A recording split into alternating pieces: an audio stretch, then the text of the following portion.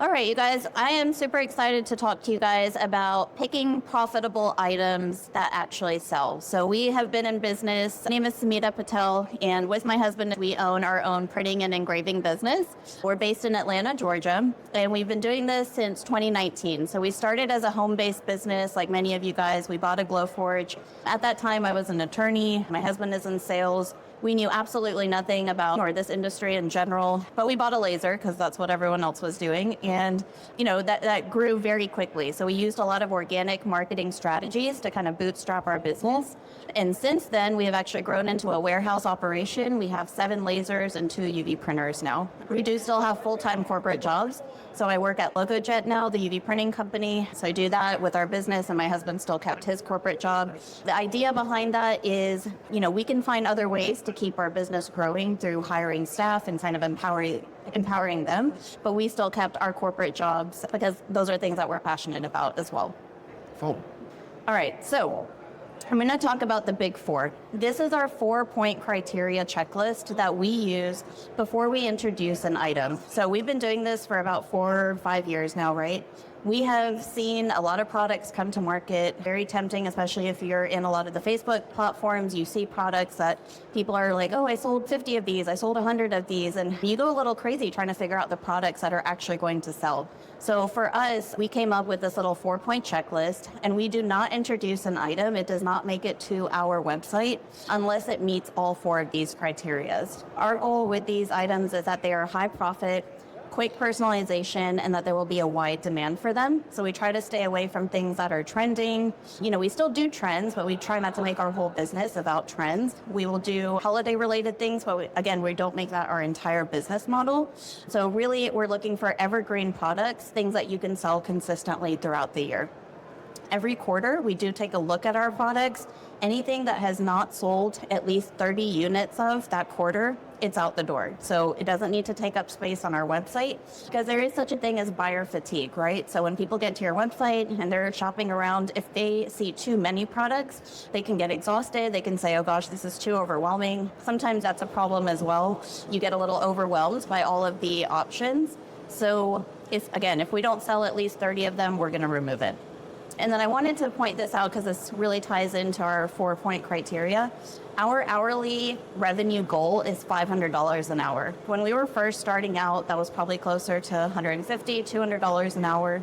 But because we were working corporate jobs, we needed to maximize that time that we are spending next to our equipment, right? So we had set this goal. We want to make at least $200 an hour. That has now been upped to $500 an hour. So everything I talk about kind of feeds into that revenue goal.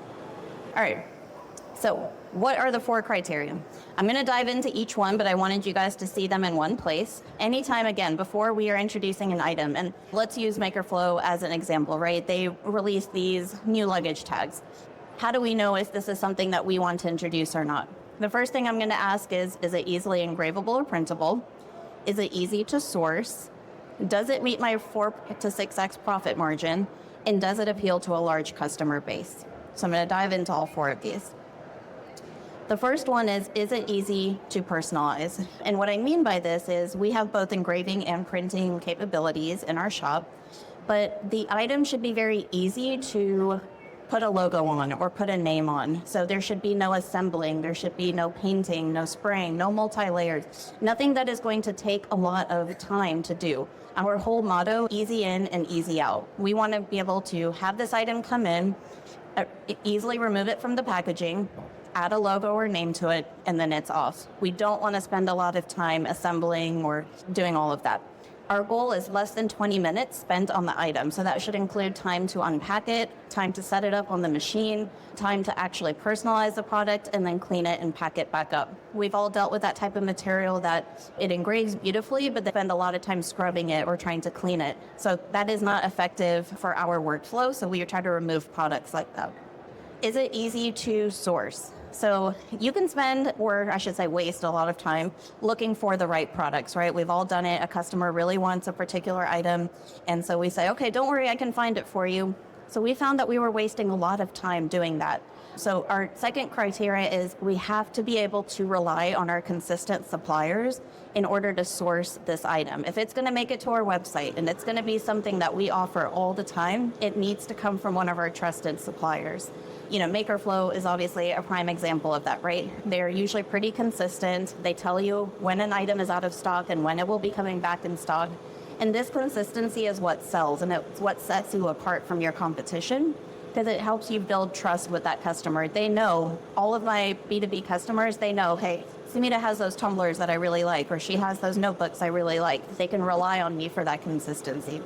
Some of our products we're actually using, when we had a Glowforge, we had bought these cutting boards from Webstront. We are still using them in our business today, 5 years later, but they're a good seller and our customers are used to having them.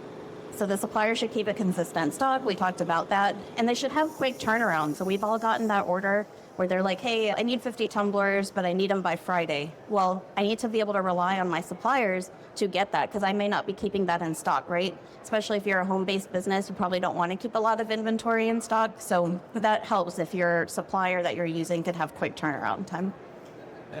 And so that was actually an example that was almost like a 200 tumbler order, and we needed that ASAP. We live very close to a JDS warehouse, so we're typically, when we order from them, it comes the next day. So that was an example. So third criteria, does it meet my target profit margin? So our goal is 4 to 6x on items that we sell. Very simply put, I'm not the best at math, so I like to use my $10 cutting board example. If you buy a $10 board, our goal is the retail price should be $40 to $60. We like this profit margin because this usually accounts for all of our time spent on actually opening up the product, engraving it, cleaning it, the labor, the overhead, the wear and tear on your machine. All of that is really incorporated into that profit margin. So we don't have to sit there and calculate how long is this item going to take? Is this taking a 5-minute engrave or a 6-minute engrave? We don't charge per the minute. I find that you will usually undervalue yourself if you start to charge for engraving or printing time by the minute, but instead we see the product as more holistic and we have a overall profit margin for it. I also wanted to note that when you are thinking about pricing, you can also find upcharge opportunities. So, if you're engraving, but then you add color, that's a really great way to upcharge. We will take the same MakerFlo tumbler. If it's engraved, we may sell it for $25, but if we're printing it, we're now selling this for $35.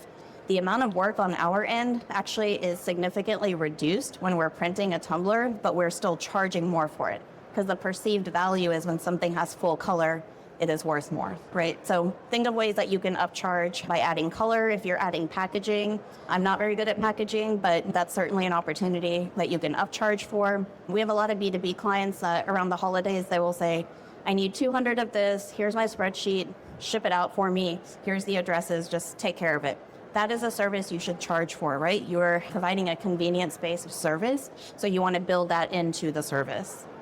And then fourth, does it appeal to a wide audience? So this one is also key because not every product is for everyone, but most of the items on our website usually typically hit one of the larger gifting occasions. So for example, our target customer is a woman between ages of 25 to 65. So we're trying to find items that she would probably buy for a lot of those large gifting occasions like housewarmings, bridal showers, baby showers, birthdays, anniversaries, weddings. For those kind of events, we should always have items on hand and on our website because those are the things that are happening year round. That's how you get consistent sales, and those are your evergreen items. Those are also items that you can then turn into your B2B product line, right? So cutting boards, coasters, bottle openers, bag tags, you can offer that on your retail side, but you can also offer that on your B2B side as well. So we typically will not introduce an item if it doesn't meet all four of these, but it needs to appeal to a wide audience. I wanted to point out, this is actually one of my favorite MakerFlo items. It's their 11-piece board. If you do the math on these, we sell these for about $90, not including shipping. So if you engrave 4 of these boards an hour, your profit after the cost of this, cost of all of your time, is about $280 an hour. And so this is how we started slowly working our way up to that $500 an hour benchmark. Now, the more equipment that you have, you're obviously going to maximize that hour, right? Because we will have 1 laser running these. We have 2 lasers running tumblers, so we are now very slowly approaching the $1,000 revenue goal per hour, but that is obviously with more equipment. Things to consider when you're trying to maximize your selling potential. I like to just mention this. I know it's not part of the 4-point checklist, but it's something I'm super passionate about sharing. You want to make sure that your customer can always find you, date you, and then support you. So I cannot stress enough how important it is to kind of have your best impression online, because if someone were to Google you, that is all they know about you, right? Maybe they met you at a show, maybe they got your card from someone, but their first instinct is to go online and learn a little bit more about you. So you want to make sure your website or your Etsy is updated and organized. If they're getting there, can they navigate it easily? Can they find what you have? Can they learn a little bit about you? And if you're doing B2B or on-site engraving, you want certain sections for that. So again, you're giving them the information that they're looking for. Social media, you want to make sure your social media is always active. I cannot tell you the number. We do a lot of one-on-one mentoring, and I will go to a business's page, and their last Facebook post was from 6 months ago. If I was looking at that and I'm thinking of doing business with this business, I'm not going to get the warm and fuzzy, because maybe I'm thinking they don't care enough about their business to post on social, or maybe they don't have enough business, or maybe they just are not keeping up with it. I don't know what kind of impression I'm going to get, but there's nothing there for me to really make that decision on. So you want to make sure your social media is active if you're on it. Your Google business listing, this is something that we actually didn't have the first 4 years of business, and I think we were really missing out.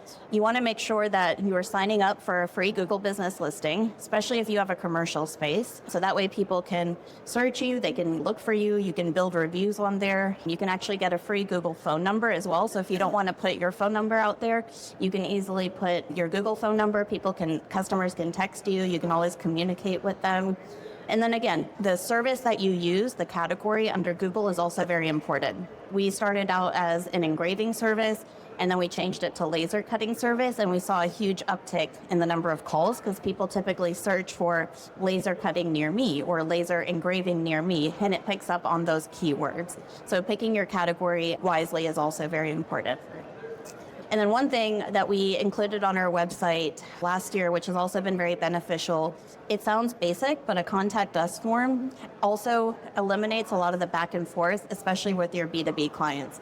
So if you can ask things like, what is their budget? When is their deadline? How many pieces are they looking for? That is all super helpful, because when you communicate with this customer, you know exactly what you're working with. If their deadline is next week, you're going to have a very aggressive conversation with them and say, hey, I'm going to up my pricing because you need it in a quick turnaround. What kind of frame of mind you need to be in when talking with this customer.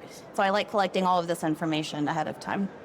I actually took this from one of MakerFlo's emails. If you guys are not already on their email list, I highly recommend. They send out very educational pieces, but every industry has a need. They had sent this out a couple of months ago, and I thought it was very fascinating, because we get very caught up and have tunnel vision in what we're doing or the sector that we're trying to serve. But these are just some basic examples, right? HVAC companies, lawn care, plumbers, insurance agencies, everyone can be your customer. So I like to point this out. Along the same lines, I love talking about collecting and how to get more B2B business. So that's why I included this in here. If you guys are not already doing in-person drop-offs, I would highly recommend that. So your chamber is going to have a directory that you can use. You can go to your local chamber website. It's a free resource. Go to online directory or online member directory, and it will essentially be a roadmap of all the businesses in your area that you can now reach out to, either in-person drop-offs, you can email them, you can find them on social media, but it is going to give you a very in-depth look at all of the companies around you, and each of those could be a potential customer for you, right? So we typically do a lot of we'll cold email them and just tell them a little bit about us, but in each category, so 2 to 3 businesses in the real estate category, 2 to 3 businesses in the insurance category, I will pick 2 to 3 to drop off an item personally. So I will take something that's a little less expensive. So think of like a leatherette coaster. You could get a set of 2 of them for under $5. Pull their logo, engrave it, wrap it up with a little bow, drop it off with your business card, and you will get a call back. Maybe not all the time, but those that do call you back, you've piqued their interest, right? So I don't lead with pricing. I don't include pricing in there, because I want that customer to engage with us. I want them to reach back out to us and say, hey, I really liked what you dropped off. Can you tell me a little bit more about it? What is your turnaround time? What's your pricing like? So when we were first starting out, we did a lot of this. We still do a lot of this. That's where some of our most valuable B2B clients have actually come from. I wanted to talk about email outreach because I talked about doing a lot of cold emails as well. This is just a sample email that I had sent out. This was for a dental clinic. So it was a children's dental clinic. So I wanted an item that is really going to pertain especially to them, right? So I had these little wooden tooth fairy boxes.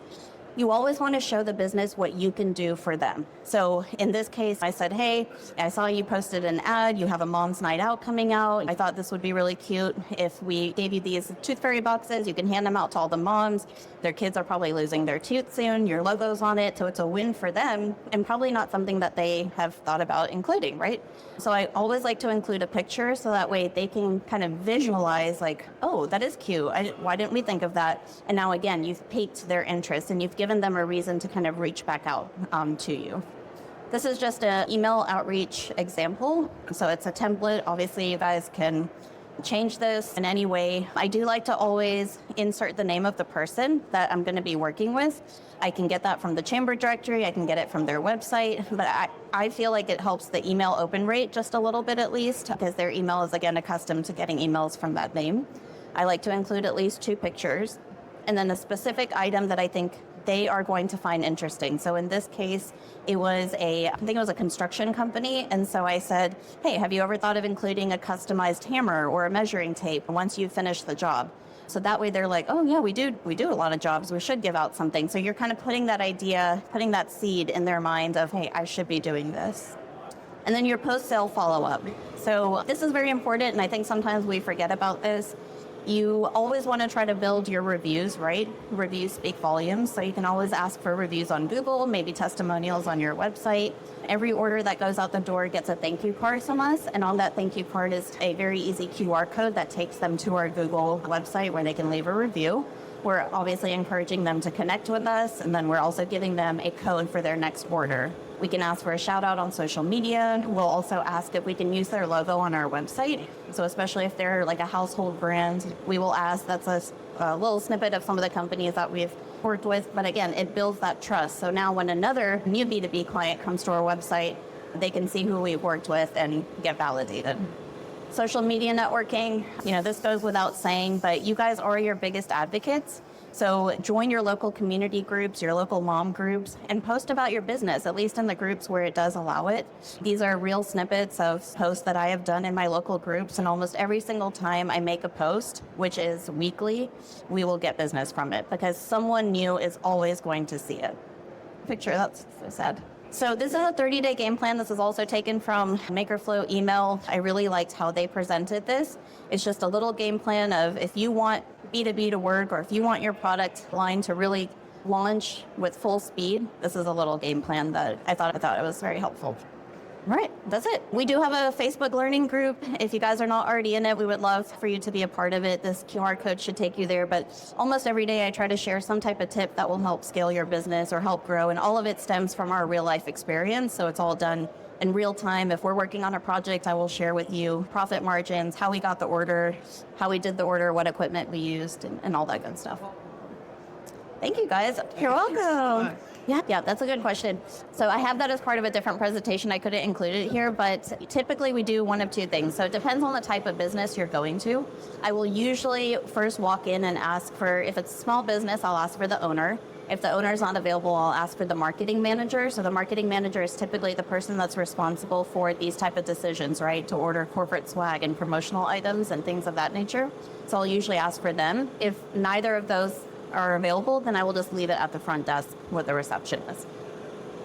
I will leave a note on it. Yeah, I'll usually leave my business card and then a small note that says, we'd love to do business with you. This was made especially for you. Please reach out if you have any questions. And then I will do a follow-up a week later as well. Yeah. Awesome.